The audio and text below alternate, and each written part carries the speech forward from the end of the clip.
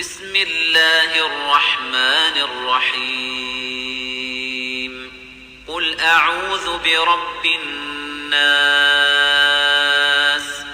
ملك الناس إله الناس من شر الوسواس الخناس الذي يوسوس في صدور الناس من الجنة والناس.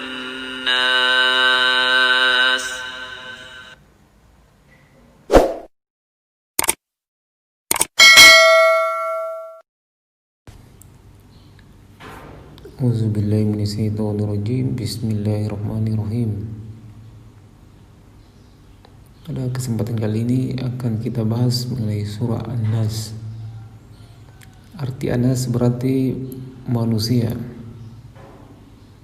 Surah An-Nas adalah surah penutup ke-114 dalam Al-Quran. Nama An-Nas diambil dari kata An-Nas yang berulang kali disebut dalam surah ini, yang berarti manusia. Surah ini termasuk dalam surah golongan surah Makkiyah. Isi surat adalah anjuran supaya manusia memohon perlindungan kepada Allah terhadap pengaruh hasutan jahat setan yang menyelinap di dalam diri. Qul a'udzu birabbin nas, katakanlah aku berlindung kepada Tuhan manusia. Malikin nas, raja manusia. Ilahin nas, sembahan manusia.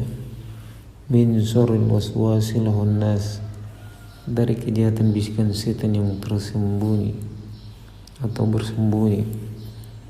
Allazi yuwaswisu fi sudurin nas, yang membisikkan kejahatan ke dalam dada manusia. Minal jinnati wan nas, dari golongan jin dan manusia.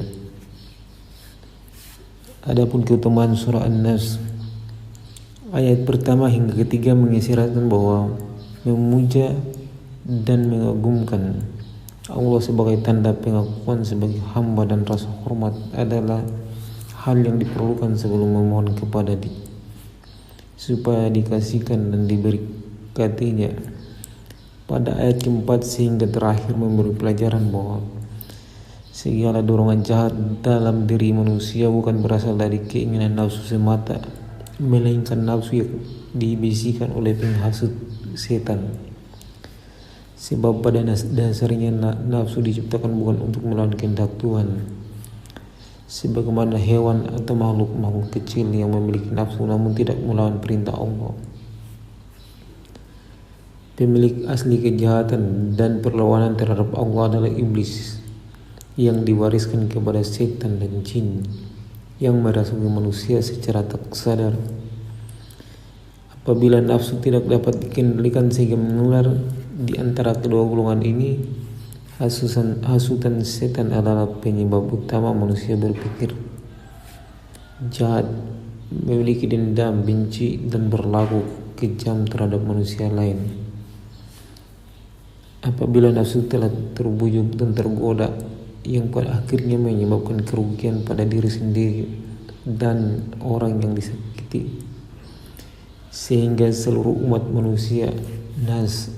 Oleh sebab itu teramat penting untuk mengingat surah ini.